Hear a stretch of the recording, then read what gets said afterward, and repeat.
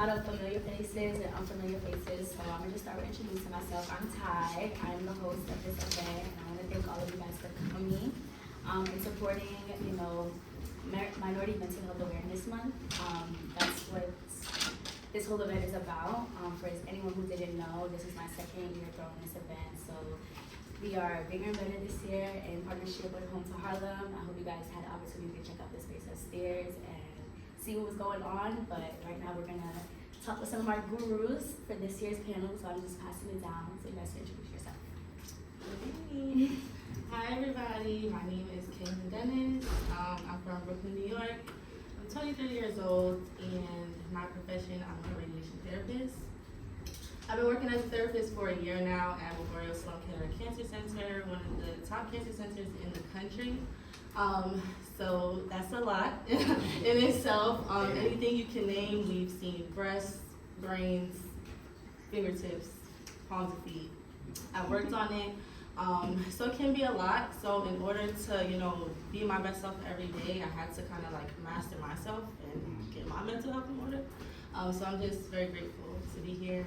Yeah, my journey in mental health. Nice to meet you. Hi everybody, my name is Kamai, Pugh. I am a mental health advocate, and I'm also a registered nurse.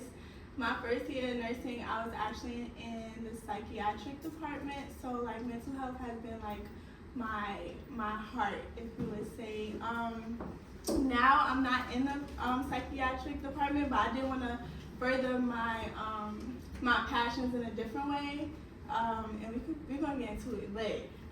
So I have experience in that field, and I'm still new, I'm still learning to things, but I think I'm getting a grasp of like balancing my passions and also like self-development as well. Hi everybody, my name is Kaylynn. I am a suicide awareness activist. I'm a personal trainer, also juicer. I try my juices upstairs, and a community leader. I've been doing this for a very long time because as we get into the story, but you'll hear my testimony as to why I got into mental health and how gun violence affected my family. How y'all doing? My name is Larence Peterson. Most people know me as Money L, but y'all can call me Larence. My mama named me that. I do personal training. I inspire people every single day. I wake up to do that. I will not change. I will not stop doing that. That is my career. That is my life, to see people get better, to see people believe in themselves. And that's my journey. And that's what it's about. For me, the journey of meeting the people, it's not about a certain amount of money. It's not about having $100 million. You need the people to enjoy anything. So it's about us looking at ourselves with belief. Thank you guys. I'm gonna just start with the questions. What was the reason why you guys all got into mental health? I know that's kind of hinted at that in your introduction, so I want you guys to talk more about that. Yeah, we're gonna start it. I would say from a very young age, I was very ambitious. I started doing hair at 15 years old. So like I had my very first business as a teenager, kind of developed it until my college years and still to this day.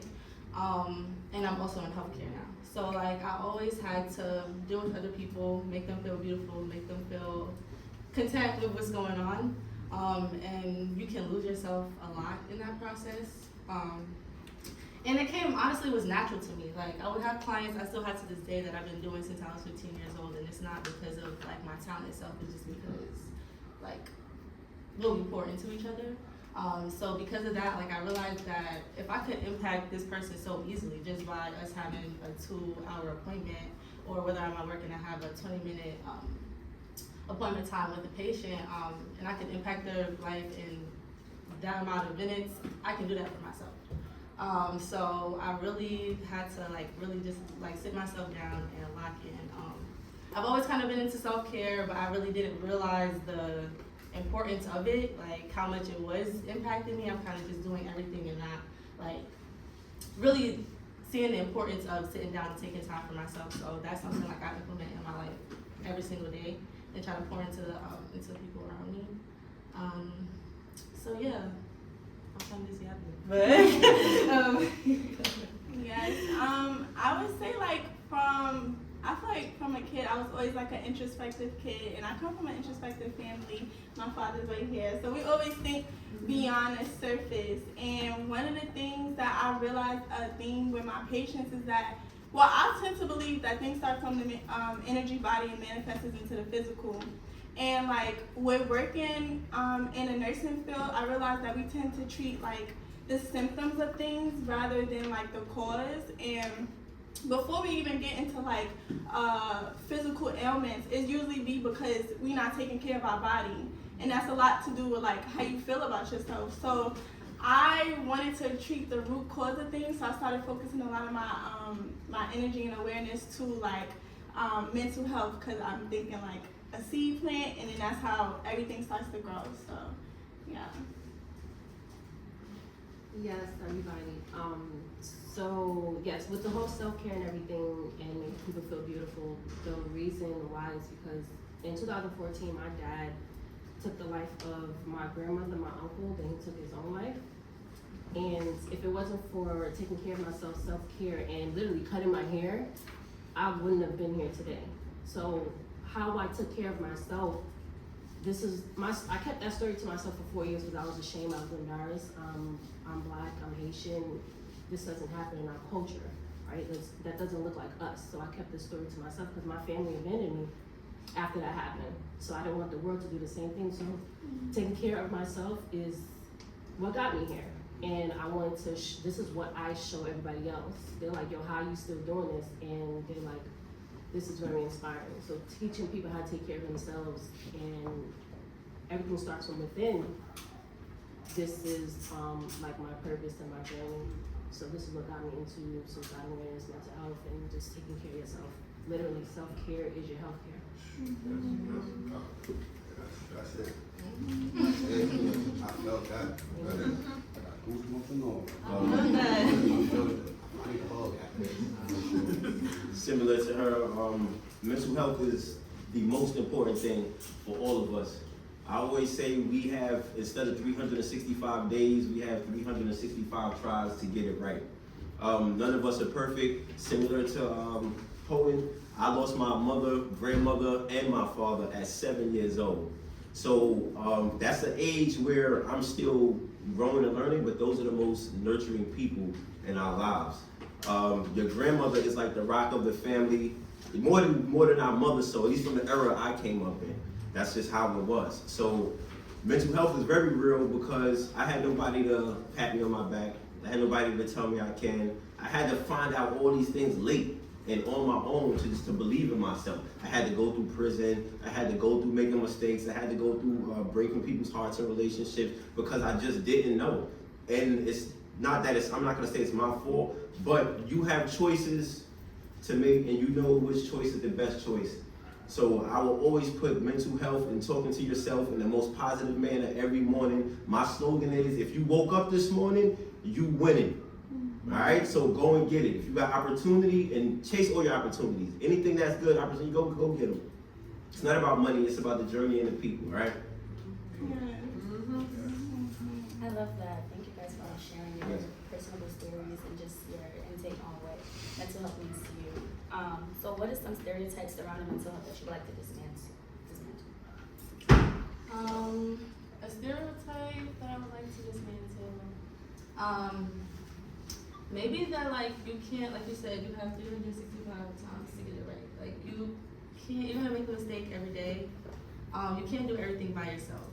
And one thing, like especially that I am developing, because I'm only 23 years old, like I'm still young, still learning and growing. But also on the other end is like I've been woke since birth. Like I can get myself through anything. I don't really need anybody, regardless of the people I have. Like I'm good. Like it's really nothing y'all can do for me. And that's actually false. Like I'm still learning. Like I said, I'm still learning every day. And one thing that I am about to get into that I haven't started yet is therapy. My dad said she had an event a couple months ago. That I attended, and she had a therapist there that really like opened my eyes. Like she looks like me, she came from the same places as me, and she's accomplishing so many things that like even I can low key see for myself, but like at the time I really didn't think was attainable. So sometimes you need that push. Sometimes you really need somebody to look at you as a pure, innocent person, regardless of what your past is, and be like, yeah, like, this is what you can do. You can really grow. You can really thrive, regardless of where you come from. So, therapy is cool, y'all. I'm gonna get into it. I'll let y'all know how it goes. Yes, I would like to build on that too, because I feel like therapy is something that we tend to shy away from, especially like in the minority communities. But one of the things that I feel like is a stereotype, and this might sound controversial, okay? But I don't believe that mental illness is something that is passed down in family. I feel like what's passed down in family is the way we cope with trauma, and I feel like the way we cope with trauma is what causes the ailments to be passed down. Like, you know, even on a physical level, like with cardiovascular diseases or like hypertension, diabetes, like people like to say, oh, if your mother has it, then you have it. I don't believe that. I feel like you learn what kind of foods you like too from your parents. So if you continue eating the same foods, then that's what causes that. And also like for mental health, it's like if you see your mom holding on to things and not speaking on things, of course you're gonna have, and not of course, but it's gonna be moments where you might have a mental break because you're not learning how to communicate and use your words. So I don't believe that diseases run in a family. I believe that the causes do, and yeah, that's something I would like to raise awareness to. The stereotype for me is people just judging a book by its cover. I had so many people, because I kept myself up with self-care, oh, you good, she don't need nothing. Meanwhile, depressed, I'm still helping everybody, but it's like, oh, because I work out so much, oh, your body is great, girl, your body look good. No, I'm fighting depression. So that is the stereotype. Just check up on people. It does not matter. I don't care if they're I don't care if they have money. It does not matter. Check up on your people. It doesn't matter what they look like or what you assume. Check up on your people. So that's the stereotype. Just judging a book by its cover. You know, everybody has a story, whether they're gonna tell it or not. But everybody has a story. But the more that I'm in a community, I'm speaking to people, I'm like, wow, I would have never known. Why? Because you're just looking at somebody like, oh, they dressing up all nice. Because we gotta wake up and feel good. That's why. Like, and then if you're dressing down, it's like, girl, put yourself together. Which one is it? Which one? They don't want to deal with you because you look a certain type of way. Oh no, we're not put together. I can't hang. Which one is it? So that's the stereotype that I still continue to deal with to this day. It's like people will always forget my story, and I'm like, wow, okay. I don't need any help. I don't need to check up. I'm the strong one. I have to be the one that's. No, absolutely not. Who motivates the motivator?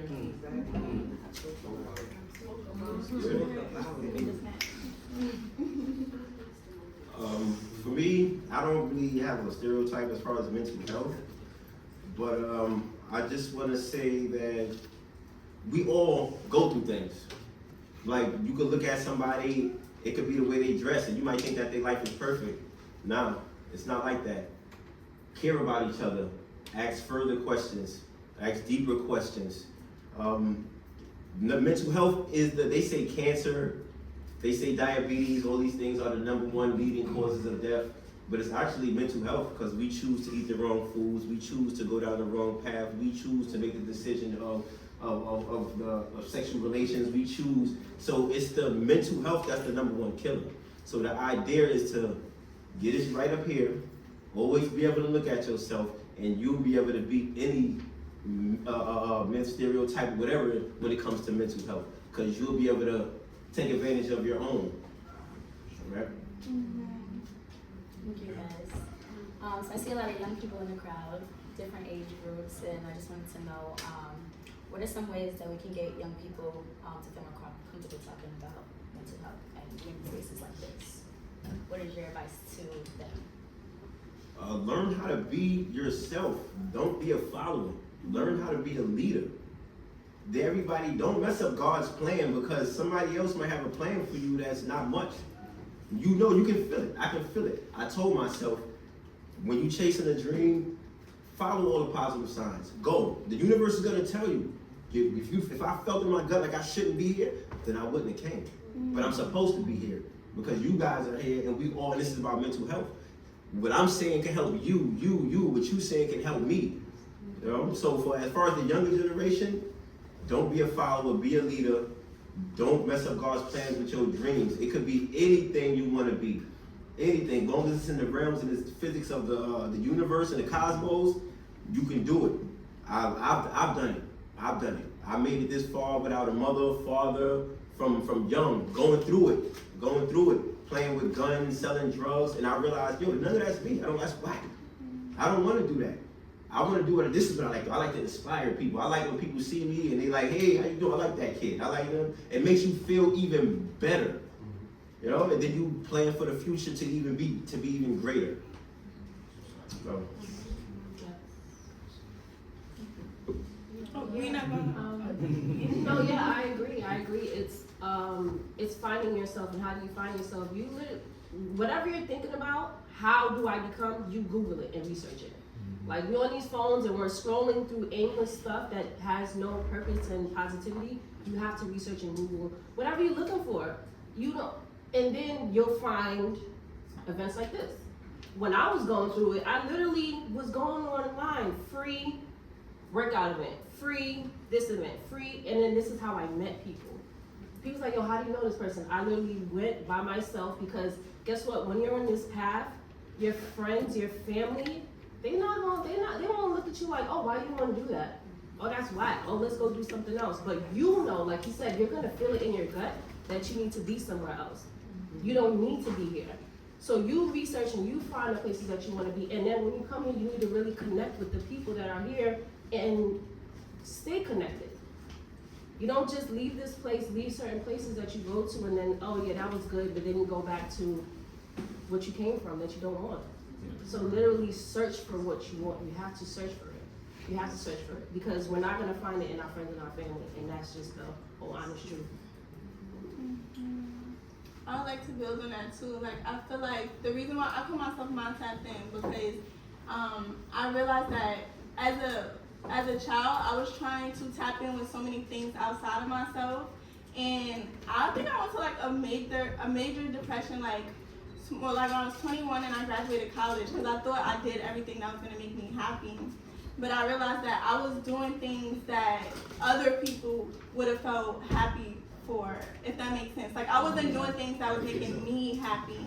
And so, like, that's why, like, when it comes to the kids, I try to, like, emphasize tapping in with yourself and getting to know who you are. And I realized, like, I was working with the pediatric population, so that was, like, 12 to 17. And so I realized that you kind of got to give them the grace to go through their stuff. But you gotta give them the grace to go through their stuff, because sometimes you gotta lose yourself to find yourself. And that was like me. I was wilding. But you know, I'm saying, like, looking at me now, it's like everything played its part to like who I am today. So when it comes to like guiding a youth, I just recommend to be in tune with your body, to know, like, when you try something out, if it didn't resonate with you, to be able to like identify that. So yeah, that's like my advice. One, I would say get off that damn phone. Like, go touch some grass, you'll live. Yeah. Like, at least for like this crowd, like the things that you used to like to do as a kid, I promise you, if you pick that up again, like, you would just feel crazy. Like, well, at least serene. Like, you would have no thought in the world, no care in the world. Like, after, like, for example, when I was younger, I was like so into the arts. Like, I used to paint all the time. I used to have stuff in art galleries. And then I just got older and just kind of strayed away from that. The other day, I had just came back from an injury, so I was home for like 2 months doing nothing. Can't make nobody, can't do nothing. I picked up a paintbrush and I didn't do anything else. Like, I was just vibing. Yeah, get off that damn phone. Yeah. Two, I would say, I think, like, because we have this notion that we're so young and we have so much life to go, that we're not very intentional, like, about our days and the people around us, our relationships. I would definitely say, and like, we don't have to go through traumatic things to learn a lesson from it. Like, just me having this, being on this stage right now is teaching me a lesson. And if I stutter or if I say something wrong, I'm not gonna punish myself for it. I'm just gonna give myself grace, and the next time I do it, it is what it is. Like, you get into it with your mom, your friend, like, you don't have to punish her for it. You don't have to punish yourself for the conversation. Just understand where y'all went wrong and give yourself grace. Like, I'm gonna use that 365 times a day for the rest of my life because like we're all imperfect. And you will literally drive yourself crazy, nitpicking about everything you said, overthinking. I just picked up this book, like I said, being intentional. I read now. I ain't read before, but I read now. And I read this book called Don't Believe Everything You Think. You can find it online, free PDF. And it basically tells you just to shut your brain off. Like, and as easy as that sounds, it's obviously not that easy, but it basically taught me that, like, we're gonna have thoughts that pop up in our brain. Like, we've been through all this life, we've been through all this trauma, we've had failed in successful relationships in our life that we're gonna think about all the time. Try to get into bad habits, but literally you just have to ground yourself and be present and like literally just chill out, vibe out. But also chill out, vibe out, but also be intentional. Like, we have this go with the flow kind of vibes going on within our generation. Like, we kind of take our friends for granted, we take partners for granted because we're young. I could just talk to anybody, I could get friends, I could move to another state, but these people that is right amongst you, like, those are the people that are gonna change your life. Those are the people that are gonna elevate you. Like, this is my homegirl from a long time. Like, I never thought when I met her that she would give me the opportunity to, and here we are. So, and from the moment I met her, I was just always intentional with her. Like, she was a genuine person. I seen her. I didn't care what her past was about. Like, she was a good person to me, and we just thrived off of that. And I never thought that it would come. So, yeah, love when y'all people. Yes, absolutely. So just following up to the question before about there being a lot of young people in the crowd, there's also a lot of young men in the crowd. And we teach men to be strong. Oftentimes they keep their emotions to themselves. So what advice would you give to some of the men in the crowd on like how to tap into their mental health and the challenges they're facing in this time? Well, I'll start for the men. Listen, don't be afraid to cry, bro. Don't be afraid to let out your emotions. Because if you keep harnessing that in, if you keep harnessing hate, or you lose people, life is tragic sometimes. Don't be afraid to let it out and express yourself, because we go through all these arranged emotions. You gotta go through all of them. You can't just go through, I'm angry, I'm this. No, you gotta go through the happy, the sad. Don't be afraid to express yourself and let it out, because after the rains, then the sun shines. Alright? So that's the most important thing I can tell y'all. Like, a lot of dudes be afraid. Like, you be afraid to, that could be your friend for years, and it's like, bro, you can be afraid to tell him something that's so intimate, and it's like, nah, you gotta make sure he alright. He lost his mom, he lost his brother, he lost whatever. You alright, bro? You wanna go for a run, you wanna go for a workout? Is anything positive? So you just have to be on it from that sense. Like, man, just care. Just care. Right? Let it out if you have to. It doesn't matter. That's what it happened to me one day. I was in jail. I didn't have a long time in jail. It was over. Like, jail was easy for me. It was sweet for my character. But one day I just was like, yo, I don't want to be here. What the fuck was I doing? That's not me. And it wasn't a cry that it just was like, I wanted to change. Like, I know I'm good. So what's what I started doing after that cry? Jail became easy, because guess what? Everybody that I was locked up with, I made smile every single day. Made them happy every day. We worked out every day. And from that day forward, and it's never been it's been positive, it's been up. So never let it get you. You know? Yeah, you just literally gotta let it out. You gotta let it out. You gotta find your people. And like you said, it's like, ask the real questions. Ask real questions. I'm so tired of having, it's called non-versations. Like, we're talking about nothing. We're talking about nothing. Like, what you doing? Where you at? Like, come on. Like, let's get deeper. Like, for real. Like, it's more than, oh man. You ever had somebody ask you, when you walking past everybody, oh yeah, I'm good. Like, yo, I didn't even ask you that. I said something else, but everybody's so automated and autopilot. They think that's what you said. You didn't even say that. You said something completely different. Yeah, so it's like, and you can also feel energy. If you just wanna, sometimes we be wondering, oh, why is this person talking to me, like on a train, or you for whatever reason, some random person is just letting everything out, is because They have to. So don't be afraid to do the same thing too. Don't be afraid, because that might be the person that gives you the opportunity to let it out, for you to listen, for them to listen, and you'll feel much better. But let it out. Let it out. It's gonna come out regardless. It's gonna come out. You don't want it to be the negative way. So Yeah. Yeah, I agree. I feel like it's good to allow you, like, give yourself permission to feel your emotions. And the word that came up to me when you asked that question was grace. I feel like I see a lot of men not give themselves grace. I feel like it's like chasing a bag or like chasing something. And it's like this affirmation, like, it's nowhere for me to be but here. And it kind of allows you to like settle in. I feel like it's a lot of like energy a lot with the masculine. And of course, like, it's a perspective that I don't have too much on because I'm not a man at that. But from a woman to a man, I say give yourself grace to like pause for a second and like acknowledge that you, like, the work that you did. I feel like we always, you reach a benchmark and then you always want to chase another benchmark. Like, no, pat yourself on the back because you just reached a benchmark. And I think it's like when you always chasing something, you always operating outside of yourself. Like, just understanding why you really want something. Like, granted, it is good to have money. Like, money is a good tool to use, but like, why do you want the money? Because I really do believe that I'm very metaphysically. So I just feel like knowing your why will help keep you grounded and not feel like you operating outside of yourself. But yeah. To like kind of piggyback off of that, like giving yourself grace and also like identifying your emotions. Sometimes like you're not angry, you're just confused. Sometimes you're just frustrated. Sometimes you need to do nothing. You just need to chill. But no, you want to go outside, you got to sit under the road, you got to just chill. Like, sometimes that overstimulates you. Sometimes that makes it even worse. Like, sitting by yourself doesn't make you lame. Not dating for a little bit doesn't make you not get hoes. Excuse my language. Like, you're still a king. Like, but you're just getting your life right. That's it.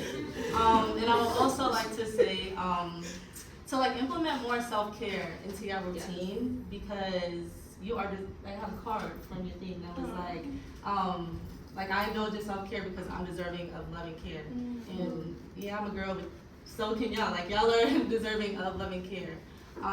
So yes, go get your nails done, go get that cut, take that time out, because y'all are like so used to just running around and just doing the next thing, so providing for everybody, and we love that, we appreciate that. But sometimes like y'all feel like nobody care about y'all because y'all not really pouring into yourself first. Like, once you feel deserving of everything, then everything is gonna kind of like reflect that back onto you. So definitely take some time out. And I would follow up and say,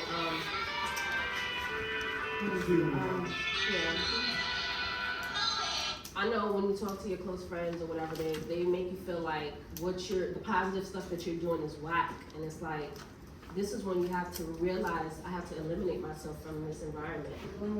They're not gonna get it right now, but guess what? When they're talking about you in 10 years, like, y'all remember my bro, Money L, he used to have me at the park doing, that's gonna be 10 years out. That's the time that they reached. So you're just gonna have to eliminate yourself and excuse yourself from their life, because you have to take this journey on your own. And on that journey, you're gonna find like-minded people, and this is how you're gonna come and grow your community. So it doesn't have to be beef, like, oh, you don't talk to me no more. Yes, I know everybody always feels like that, but it's not beef. It's, you have to separate to elevate. I want to just say one more thing, because she said something about the beef. And a lot of times it's how we eat. It's the things we put in our body, man. That be making us act. We can't really pinpoint it, but it's a lot of times the way we eat. We start eating like savages, we start acting like savages. You know what I'm saying? So have some mercy on yourself and what you put in your body, you know, some real life foods, and start to live life. Me personally, I'm from the projects. I'm from Farragut Projects, Brooklyn, New York. I'm from the era where just before the real 50 Cent died. You know what I'm saying? Like, so like I understand, like, but I'm around these people and I don't want to be nothing like them, because guess what? I'm feeding myself different. It's not a perfect journey, but I see a light for myself. you know, and that's where the change is gonna start to come. And I don't see, when I see a bros like you, I can see you for the first time, and it's just like, yo, what's up, brother? Like, I knew you, how you doing? This is what I do. I inspire people. I did 10,000 push-ups in 24 hours. People was looking at me like I was retarded. I'm looking at y'all like, y'all better get right. I'm looking at y'all like, no, I don't even think, I don't. Witnessed it. This is real. Yeah, And it's coming up again. We doing this every year until I clock out of here. I turned 41 this year. I did it the day before my 40th birthday. Brought in 10,000 push-ups. People looking at me like Professor Griff said I was crazy online. This is the most intellectual, one of the most intellectual black men that we have. And in my head, I'm like, crazy? Nah, you ain't seen crazy yet. I just got started. We just got started. That's the type of inspiration how we on it, because we don't get to see that. When I was coming up, I didn't get to see black engineers, black doctors. Like, even if I did, it was a secret. Because I seen a lot of drug dealers. I can tell you, I seen more bricks of cocaine than I seen doctors. I seen more pounds of weed than I seen engineers. So the tide had to change for myself. Now, guess what? When I'm in the park working out, it's nothing but kids, and they see, especially for a black man, they see a black man who's talking positive, motivating people. That's what they need to see. Yep. That's what they're gonna remember. They don't have. I'm not talking about drugs. I'm telling them, yes, you can. Yes, you can. Everybody I meet, I can't do that. You're defeating yourself before you even get started. Mm-hmm. Just fail, and then learn from your failures, and then you continue, and you learn to find a solution or a way around to get to your destination. So. Okay, y'all answered a lot of my questions already. 10,000 push-ups is a lot. But it's not, see how you saying that? I don't care. Yeah. I don't care. I want to know. That's my mind. Listen, let me tell you something. My thing is, the bully's not going to care if you're tired. He's not going to care. So what, you going to give up? You're going to ask him to take a breath, I need some energy back? No, you keep pushing. Not going to care. I love that. Just want to pass the questions off to the audience. Is there anybody who would like to ask any of the panelists any questions? Or share why you came today? Yes. Why mental health is important to you? Sister Potent. Yes. In the beginning, you said you cut your hair off. You were going through your journey. Yeah. What do you attribute that to? How did that help you? Cutting your hair off? Because I know some people that say they did the same thing. I heard a couple of different answers. Yeah. But I know that there's a middle ground there as to why. Absolutely. You know, so I had like really long hair down in there, but I felt it in my spirit because my spirit told me you need something positive to get through this, right? So we're talking about lost the most 3 important people in my life, how it happened, super tragic, family abandoned me, I had to bury my dad on my own. So, the only 2 people that I got to see last to get buried was my grandparent, my grandmother and my uncle. So before that service, that same week that it happened, my spirit just told me to just do it. Literally told me to do it, and as she was cutting it, I felt all the stress coming off of me. So guess what? Even though my family didn't speak to me, I still walked into that funeral home by myself and paid my respects to my family. So it gave me strength, it gave me power. It gave me power. It gave me, yeah. So it was just my spirit that told me to do it. Because, and then throughout that time, I literally, like, as the person that drinks, I was like, I'm not drinking because I need to feel this. Yeah, so I went like a year without drinking because I had to feel this. I had to go through it. Yeah. Yeah. Anyone else? Don't be shy, y'all. I'll say something. I mean, I'll explain why I came here more so than anything else. And I want to say I really appreciate all you guys sharing your stories and the way in which y'all did it, especially because it seems so unique and genuine to each person that was here too. So I was like, that's pretty dope for you guys. But me personally, I lost a lot of like friends like suicide, streets, a bunch of different things as well. I even grew up sleeping on the floor with my pops and stuff like that, even though we got evicted, a bunch of heavy stuff like that too. But like, you know, just having an opportunity to see other people that go through their strides and like go through the things that they go through and be able to smile and be able to like, you know, bring out essence to other people while they're actually willing and to actually like listen, you know what I mean? I feel like everybody here is willing to like have a full-fledged understanding and like a new understanding of not only like themselves, but the people around them and the people who want to contribute to whatever it is like their story is for their future and their legacy going forward. So I want to say shout out to everybody who even came out here today. You know what I mean? I'm from some of us travel a long way. I'm from Brooklyn. I don't live by no train. So like, you know what I mean? So I live in the 2-fare zone, whatever. So yeah, travel to get down here. And it was fun. Like it's all worth it. You know what I mean? Because we got to see some beautiful souls explain something really genuine today. We appreciate y'all for that. Thank you. Thank you for sharing your story. I feel like as an overthinker, I think about a lot of things, and I don't really be seeing a lot of people that can relate to my overthinking. So to hear you guys talk right now, it's kind of crazy. I was not gonna come, and something was telling me like, nah, let's get here, let's get this. So this is kind of spiritual food, and I like it because I can relate to all of y'all up here in all different ways. You know what I'm saying? I feel you, I feel you, I feel you. You know, I feel you, and you just over there. I actually like this. But you said look up the events like free. I'm gonna do that. Like I live in Pennsylvania. I'm gonna do stuff like that. Yes. I need to fit myself in more surroundings like this. You know what I'm saying? It's easy for us to hit the block. It's easy for us to hit this, you know what I'm saying? But then when you get cool people like you, it's like now you're starting to spread your horizon. You know what I'm saying? Now your mental is starting to get brighter. Conversations become different. And then once you aware of something, you can't unaware of this. And you never know what's trapped inside you that can help somebody. You never know, you might have a key or a gift in you that can help unlock something in you. Yes, I believe You never know. It's my sole purpose, and I believe that everybody has a purpose and a sole purpose as well. So I like this shit. I'm here for everything. No, it's true. That's beautiful. I hope you find some great events. Yeah. You put me on, so teach me how to fish. I eat for that. Yeah, absolutely. Listen, you don't. If you know, you gotta look for what you want, and you don't have the money. You don't got money to go to all of these events, but just look up free whatever in my community.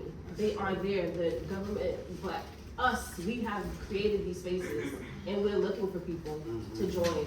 And the more that you hear stories, you start talking about your story more, and then you create your own as well.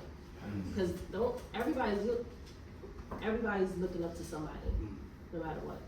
So just keep sharing your story. And like I said, I was quiet about mine for 4 years. Nobody knew. But one day, the fact that you're gonna keep hearing and seeing other people, or I just got tired of people thinking that my life is perfect. That was the honest truth. I was tired of people thinking my life is perfect, that I didn't need any help. I said, here I go. It was like, yeah. Yeah, Poet's back. Poet's back. You want this life? Oh, you wish. Okay, here's this trauma. You want this trauma? I don't think you do. Yeah. That's great. I have a question. So just hearing all you guys talk again is just like very inspirational. Just being in like a crowd, I feel like we don't have this a lot in the Black community. So just even being here, like this is like beautiful to see. No matter how big the crowd is, no matter how small, it's beautiful to hear you guys' story and everything. So my question for you, Lauren, so, you know, most Black men, when they end up in jail, unfortunately, they just keep that cycle of, you know what, I'm here, I'm just gonna keep on being with the streets because nothing is like for me, unfortunately. So how did like you go through that? Because even in my family, I experienced that a lot with, you know, family members just being like, I've been in jail, you know what, there's nothing for me. So what made you go through like, is something for me than being a stereotype? I always knew it was something for me. I always knew, I always felt it. Even when I was doing something bad, I didn't even want to do it. I did my, I don't like talking about stuff like this. So I did a robbery one day. Me and my friend, we only robbed drug dealers. We didn't rob working class people. We didn't, you know what I'm saying? This is his real story. We went in this apartment, it was like 6 people in there. 6 people, it was 2 of us. We had to be the aggressors. And I had to do very bad things in there that I didn't want to do, to make people, just to give up nothing. That shit, money that I didn't even value at the time. That I didn't even understand how to use it. What I was gonna do, I was gonna take the money and go spend it as soon as I got it, or it was gonna last me 4 days. And then I realized when I was done, I left out of there, and I was walking down the stairs. This old lady, she needed help. She needed help up the stairs. And I was going down the stairs after just robbing somebody. And I couldn't help the lady because of what I just did. And I was, that whole drive, they were talking about splitting money up, and I was like, and I was just thinking about the lady the whole time. And I was like, damn, I said, this ain't for me. It ain't for me. I know every time I do something good, it works. Every time I do something bad, it doesn't. It doesn't work. It doesn't. And I just started feeling like life pushing me towards helping people, towards speaking to people, towards just inspiring people, you know? And I had to learn it, because at first I had to learn how to be myself, you know? I had to learn how to be myself. I always wanted to be somebody else. I always wanted to be the drug dealer, basketball. I wanted to be like Allen Iverson, Kobe Bryant. I never knew what it was like to be me. I never knew what it was like to be me. Then I had to sit down, I had to think, all right, what I like to do in life. I started making myself stronger. I like to read. I just started doing things that was positive. Then I said, hey, you know what, maybe I can help inspire people and motivate and get people stronger, because I can do it. I became certified. I studied book 495 pages. I read it forwards, I read it backwards, and I read it forwards again. And then I went to go take the test, still failed it. Then I'm figuring out, all right, it's a way that they're giving out the test. I had to start finding solutions for things. And I was able to pass it. And I was able to start ever since then, and I never stopped motivating people, everybody that I came across. There's not, in the last 15 years, there's not a day where I haven't motivated somebody. And people, she will tell you this. Yeah. She will tell you this. Like, I do the concrete jungle workouts in Brooklyn, New York, and Bed-Stuy. People come out, we do, I got the 1,000 rep club. If you could do, I do 1,000 push-ups. If you could do 1,000 push-ups, you could we honor you into the 1,000 rep club. And it's nothing but motivation. It's black men, it's mostly black men, it's Spanish, but whoever comes to this park, it's the sanctuary. You get nothing but inspiration. And that's what I'm about, and that's what I feel like when I don't do it, my universe feels off. He was literally in the park.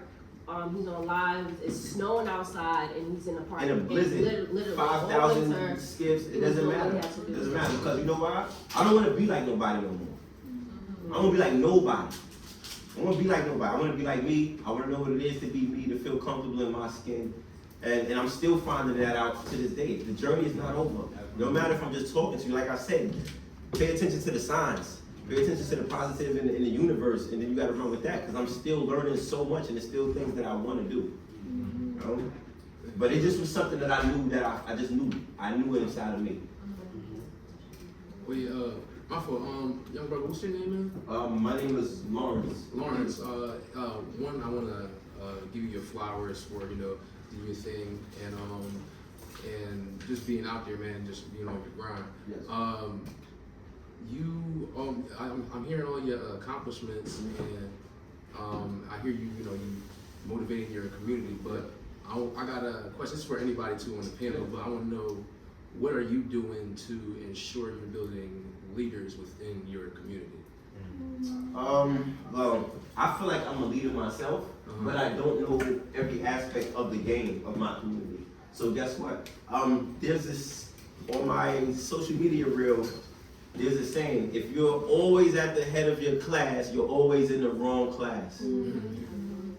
Like, so I have to be around, in my community, I can't teach yoga, so guess what? I get the yoga instructors for the bros that never done yoga before. I talk to them. I get the stability, I get the trainers, all different type of these people that talk about business, to come out to teach people, to give them the solution. I can't give you, I don't know what you want to do. I can just make sure that you're a strong black man, that you can do all your push-ups to be able to look at yourself in the mirror and say, yes, I can go get it today. Yeah. You know? And that's very, very important, because everybody that comes out comes to me and say, thank you. That's, they say, I appreciate what you're doing. That's more than any dollar. They can give me money, but they can give you money and not tell you they appreciate you. That's building self-esteem too. Yeah, exactly. So now, guess what? Now I'm even planning more for tomorrow. And I'm like, who else life I'm gonna change tomorrow? And every day's not perfect. I don't go out for like doing it every day. Yes, but no. And it's something in the sense of, because we have so much playing on us in society. You think it's just you having an attitude. It's not just you having the attitude. It's a bunch of things at play. And you fight through all of that and still go do what you gotta do. We're amazing people. We're amazing people. We're amazing. I agree. You let people, you have to utilize your resources. We cannot do everything. So yes, if I know whatever you do, come out, especially my youth. I have these young girls, whatever it is. Oh, she know how to braid hair. Okay. Oh, I need my hair braided. Okay, we're gonna go and I'm gonna sit with you. You're gonna braid this person's hair. So this is how you tap into your community. All right. The young people, or just people in general. Everybody knows something that you don't know. Yeah. And you have to reach out to them. Why are you hiring somebody else when you have people in your community that can do this? Why? So this is how we build other leaders. Listen, you gotta come out, you gotta do this. Oh, I'm nervous, I'm shy. Don't worry, I'm gonna be there with you and we're gonna do this together. And you build their leadership that way. You mind if I throw something? I think what's important, especially for any age group, if you want to build leaders, you work with the people that's your peers. I think a lot of times we get very excited about finding this magic mentor or person that's going to pull us up or give us the investment, but the people that's going to lead the community for tomorrow are sitting right here next to you. Yes. So just like you said, if I can do 1,000 push-ups and they can do yoga, Yep. together, we're gonna be a strong ass team, right? So like when we see people working on stuff right in front of us, like I've heard the panelists say this multiple times, like you see something, say something, when you feel something, express it. Because again, the people, they right here. Yeah. Right here. The leader is not like, they're not a mystical youth.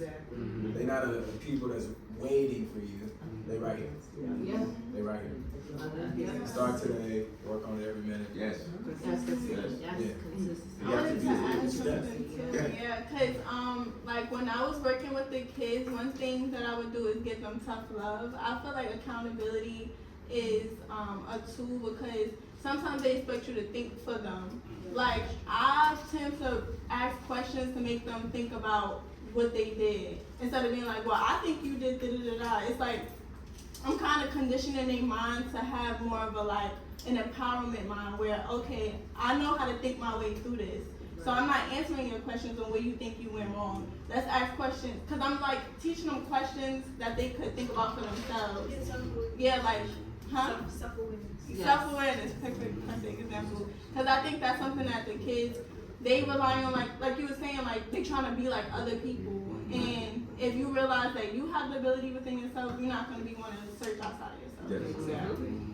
Kind of to go based off what you said. So yesterday, literally with like trying to find a mentor and everything, surprisingly, I actually worked with my mentor yesterday, which is Dr. Dan. So I actually got the opportunity to now work with him, and even working with him, I didn't even think he was my mentor. I'm thinking that's Uncle right there. So it's just like, even talking with him, something he told me yesterday was that he took me on a whole tour of Harlem. We ate food, and it was just like, this is somebody that I knew. It wasn't somebody that was above me, who's been in the game for 40 plus years, 30 plus years. And he told me something yesterday, was like, if you're doing something, you're doing it for yourself, but make sure you're doing it for your community. Because at the end of the day, that's somebody, the community is just gonna back you up, the culture is gonna back you up, not always yourself. And he also told me that we're always doing these things and we want to do great things, but our bad habits is always what's going to keep us back. And he's telling me this stuff, and I'm like, literally, it's just like I'm talking to my friend. So it was, even with all that stuff, and then even today we're having this conversation, like literally a full circle moment with everything. I got a question for you, Larence. Yes, sir. I related to like to working out. Yes. So say if like your goal is to hit 215 on like bench, but you keep getting close, you get close, and you fall back. How do you know when to not how do you know when to keep trying and to not change your weight? If that makes sense, I'm using that for life in a way. Yes. Well, the way I look at it is a little different. I feel like it's mandatory for every human to be strong. It is mandatory for you to be strong. You have a family, you have people that depend on you. It is mandatory for you to get, growth is important for every individual. So even with the workout, you work, you get there, you almost there, then you feel like you plateauing. You have to come up with a new strategy in order to trick your muscles, in order to become stronger. So you're just figuring out other ways of getting to the destination, really. I think that's the most important thing. Because other than that, you're on it. You're just gonna keep doing it. You gotta keep eating right. You gotta keep stretching. You gotta rest a little, maybe you gotta rest a little more and not work out so much. You know, maybe you gotta dial something back and do something else, you know? Yeah. But the idea is just to keep moving though. And that's another thing, folks. Movement. Move. We have to, as humans, we have to move. That is the most important thing. Being dormant will keep us depressed. Being dormant will keep us in the dark. Move, get out, the sun, follow the stars, talk to the trees, talk to the water, be grateful, be thankful, and even without a lot of money, you're gonna be more happy than the richest person. I'm telling you, I'm like, Bill Gates probably don't feel better than me. And he got all the money in the world. He probably don't feel better than me because guess what? I walk through my neighborhood every single day. I get nothing but love. I show nothing but love. If I need anything, I can get it. I help people. People help me. How much more could I want? Like $1 billion to buy what? Material things so now when you see me, you can be like, yeah, I like that. No, I don't want you to see me with material. I want you to see me as me. Can I say something too? You know, you ain't asking. Sometimes plan A is not gonna work. Like, and half of the time it doesn't. Like, you have to figure out a plan B. It may be planned for the plan B, but sometimes you didn't plan for the plan B. So last minute you gotta scramble and figure out plan B and see if that works. Like, oh, you wanna eat better, but honestly this meal plan is giving me IBS. I can't do that. Or this new job that's gonna give me more money, I actually hate it. It's not okay. So sometimes like things force you to slow down. Like you keep on trying, you can't hit that 215.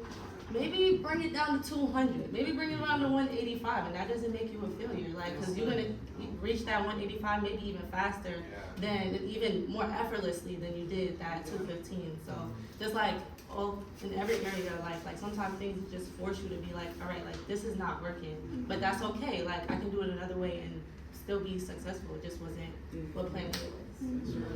I was curious with that.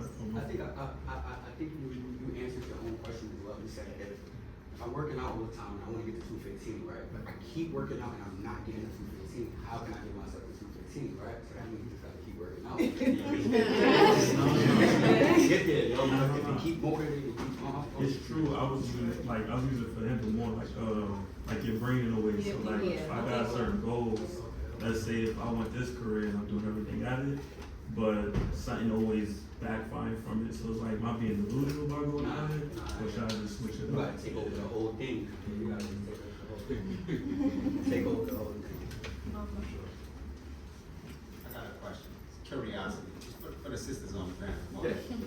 I got a 3-year-old daughter, right? And what would be your advice to a young girl coming up on how to? Because there was a point in each one of you, even curator, in your lives where you said, I know you learn to listen to peer pressure, and they probably leading you in this direction.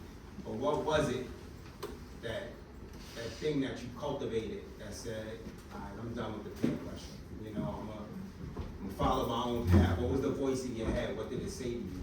So maybe like I could tap into her from a woman's point of view and let her know how other, women older than her did. If she ever started to like listen to peer pressure, and, how was that cultivated? What did you do? So one thing that I could, give kudos to my mama for was that she put me in so many different things, and it didn't have to involve money because we didn't have money like that. So like I was a part of Boys and Girls Clubs, I was doing after school programs, so I always at every phase of my life I always had a mentor. And without my mother knowing, I was in rooms with people, sitting in panels, going to informationals, going to different camps. Like I always had just an abundance of information that honestly was free. Like I didn't have to, we didn't have to spend very money on that. And then just having that intuition, like I would be sitting in rooms like this, listening to people, and I would just get goosebumps. Like I want to be that person. Like how can I be her? And even though I didn't have that image of who I wanted to be yet, I still just continued having that same type of energy. So also like kind of knowing myself, like not really being a follower. Like he said, every time I did something bad, I hated it. Like it was terrible. Still to this day, every time I go against my intuition, like we talk about women's intuition, everybody has that voice in their head where it's like, sit down. Like if you're not supposed to be at that place, you're not supposed to be with those people, like don't be with those people. So I just kind of like knew myself, stuck to my intuition, and I tried things out. Like, I always knew I wanted to be in healthcare. I told myself I was gonna be a doctor. But if I was to be a doctor, I would do oncology or I would do something else. And like, I got older, I started college, and I was introduced to radiation therapy. I had a lot of family members that went through cancer treatment, but they've never had radiation before, so I didn't know what that was. But once I was introduced to it, I'm like, okay, like this matches with oncology, still like the same thing, and I can do this and still do what I want to do at the end of the day and make a good salary. Like, in all aspects of my life, like it still applies. It's just a little tiny different than what that image was. So I kind of just stuck with that thing. Like, I knew I wanted to do it. I was in medical camps. I fought to do AP classes. Like, I took advantage of everything that was given to me because, like I said, it was free. And in other places, things are not as luxurious. Like, if you travel outside to different states, like, even though we hate New York City, like a lot of these states do not have a lot of the programs and resources that we have here. So I definitely took advantage of that, and I would definitely, any kids y'all have, like put them in things, like any local parks, any local things, yeah. Keep them busy. So you figure like the busyness kept you away from peer pressure? It definitely kept busy me to away. even Yeah, worry and I about was around peer people pressure. that were like actually interested in what they were doing. They kind of inspired me to be interested in what they were doing, and it was positive things. Like, and I tried to be with the bad girls too. I was with them, and I hated it. I got ate up every single time. So you gotta just find your niche. They're kids. They're gonna make mistakes, and they're gonna figure it out every single day. But eventually, like if they're in a positive environment for the most part, if you could be active in that sense, they'll figure it out. I Appreciate that. Okay. I just want to add on because you mentioned your mom. My mom is in the back, y'all. Say hi, mama. And I can agree when she said, like, my mom kept me busy. Like, I'm her only child. She's my only parent. So, it's us. It's just always been us. You know what I mean? So she always had to keep me busy too, though, because it's just us. You know, like after school programs. You know, she couldn't always be there to pick me up, obviously. So I had to, you know, be in after school programs and stay busy so that now she could come. So I just feel like that, and all in itself always helped me. Like, I was in a bunch of different stuff as a kid, and like she also exposed me to traveling. So I had the privilege of, you know, traveling at a very young age to different countries and like seeing the world and just like, you know, being busy, like just being a busy kid. Like I was not outside. I was not on the block parties. I was never doing that up until now. And I just thank her for that because like it's made me who I am today, and like, you know, even want to do community events like this. So I feel like that is what I would say to just put your kids in something, or even yourself, like make yourself busy, like. And then also like I learned recently, like, because I'm still, you know, also learning my own mental health, but I do events a lot, and it becomes very draining to the body. So going out with intention is like really important. Like you don't gotta go to everything. Everything is not for you either. So kind of just going out with intention, like, okay, do I want to go to the bar or do I want to go to this wellness event where I might actually retain something? Sometimes people get free stuff at these events. So it's just kind of like, it's, you know, it's always comes like what's gonna really come back to you more. You know what I'm saying? Rather than just being a good time to be outside. Yeah. And you had asked the question too, like, what thought come in your head? Because honestly, I'm still working through not falling into the peer pressure because I did like a major shift. Like I stopped smoking weed. I don't drink as much, and then I switched my whole diet. And sometimes I get that peer pressure, and I conform. Like yesterday, I had some mac and cheese and some salmon. But I feel like one of the things that I think my soul be like feeling when I do those things is it wants to feel a sense of belonging. And sometimes I feel out of place in certain environments. So one thing, like my mom and my dad, they kept me busy. So like I was in baseball. I was in a lot of stuff that looking at it now, I was like, come on. But I think one of the things that my soul needed was the ability to rest and have fun in the rest. Like I think as a parent, it's good to know what your child needs as an individual because like I'll speak to my dad about this. Like me and my brother are like total opposites.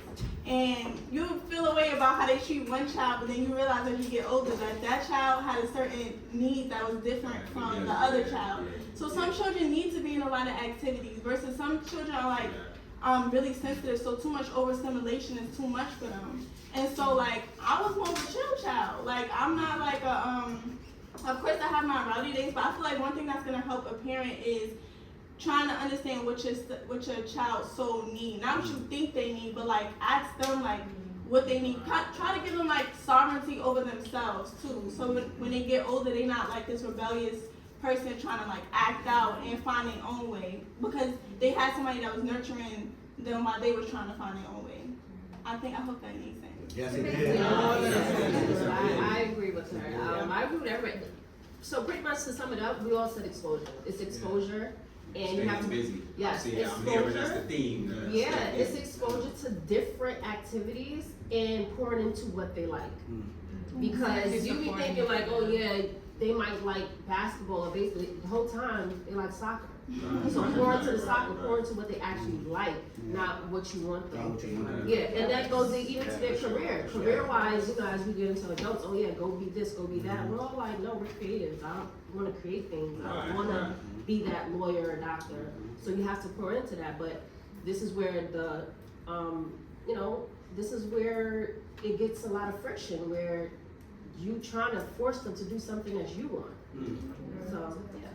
Yeah, to kind of add on to what you said, I feel like with me, kind of answer your question, even though I'm not on no panel, but it's just, Right. I think with me, like, when I was a kid, I think it also starts with the parents who have always, like, giving your kids confidence no matter what they do, like, you're still gonna, like, succeed in anything, and always just motivating them and being positive, whether if they feel like they want to give up or anything, because I know with me, I didn't give into the peer pressure to, you know, my dad wanted me to be a nurse, but mom was like, she wants to do fashion and she's successful and let her do what she has to do because she sees the potential in me to keep on going forward. So once you see the potential in them, whether they want to be an artist, but they also want to be a police officer, no matter what they want to do, is always just make sure, just don't tell them what you want them to be, always make sure to uplift them what they want to be. And all that stuff. Because with my mom, she always makes sure to instill confidence in me. She was like, you don't look better than everybody who's gonna be there, even though everybody gonna look you. It's like, it's always the confidence comes first with the parents. Because that's gonna be your biggest enemy,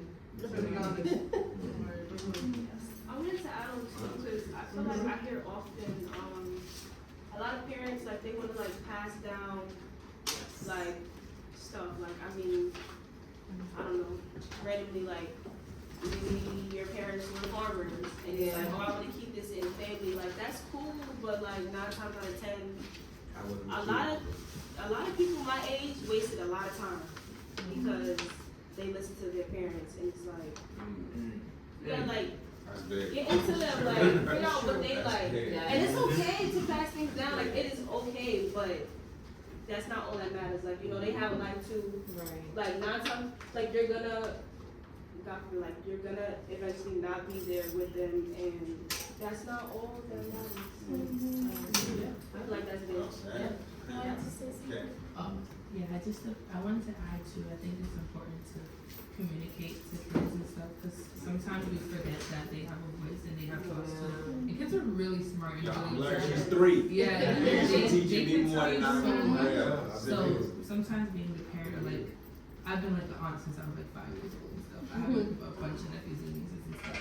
And I think they really appreciate and like come to you and will like seek you for more like inspiration and conversation when they realize you converse back to them and ask them like, did you like that? Did you enjoy what I took you to? What didn't you like about that? How did that make you feel? Like asking them questions that you would ask adults is very important to do from like a young age, and also helps your child to grow up and have like better discernment and stuff, because they're not just sitting down like, what is like this person gonna think about this? Who like, can you help me make this decision? They're not seeking all these different parts because you taught them how to trust yourself and trust your own gut in the way that you think and stuff. So I think that's important to just realize.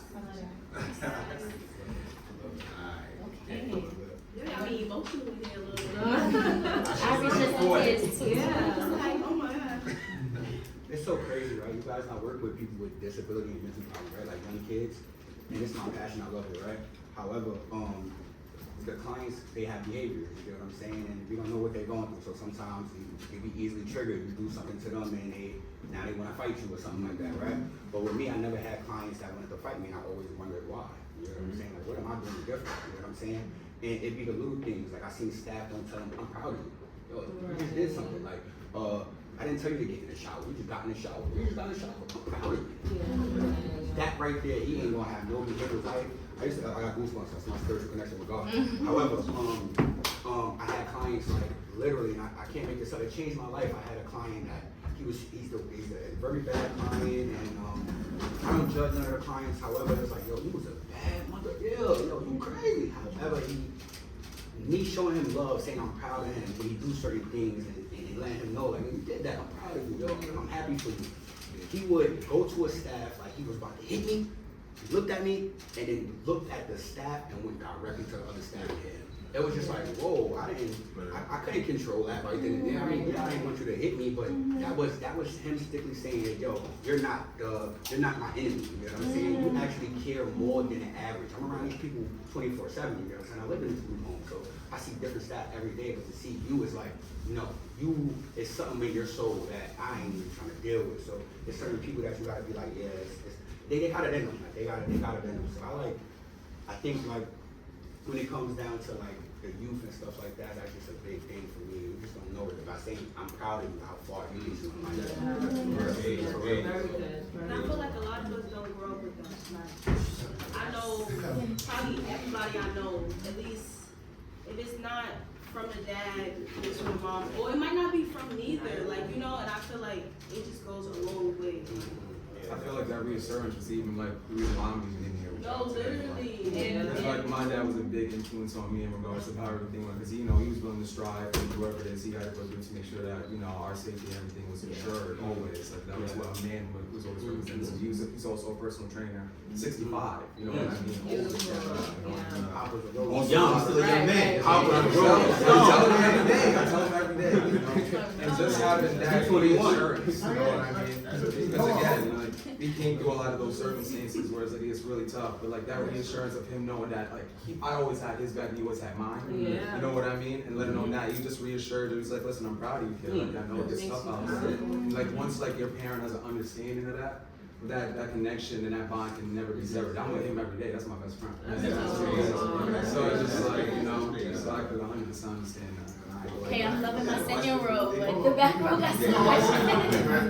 You was talking about your 3-year-old daughter, right? And I'm looking at my beautiful daughter up there, and my beautiful nieces on the side right here. And one of the best things one of the things you have to do, no matter any troubles that you go through, because you will go through a lot of them, be yourself, be patient, and be there for them. No matter, because at different ages, at her different ages, she's gonna love you, and like you, and hate you, and love you. There's a cycle, but be yourself through the whole time and be there. No matter what you go through, just be there. And trust me, at the end of the day, as they get older, and be patient. And be in the spirit. It's a lot of B's you have to be. Be in the spirit. And then when it all comes together, no matter what, she's always going to run right back to you.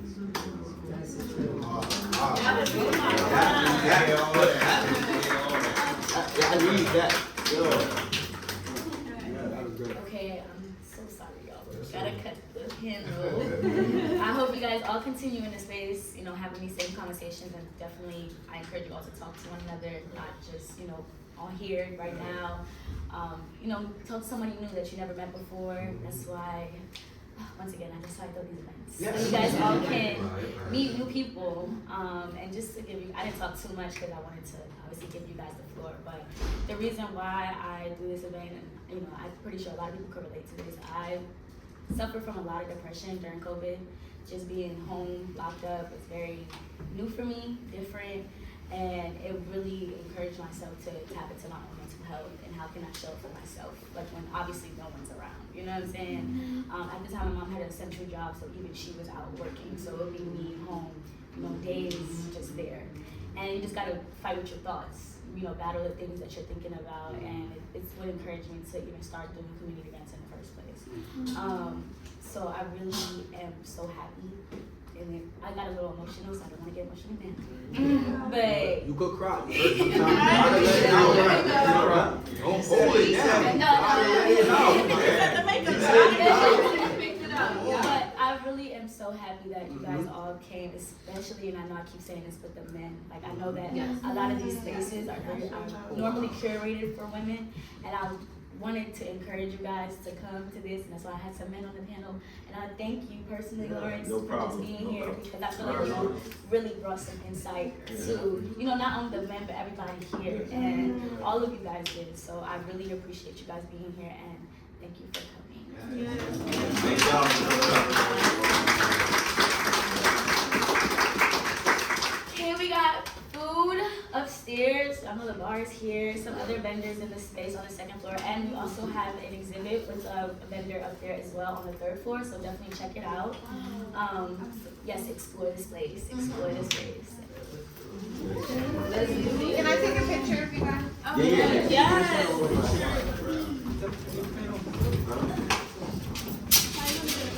Oh, shit.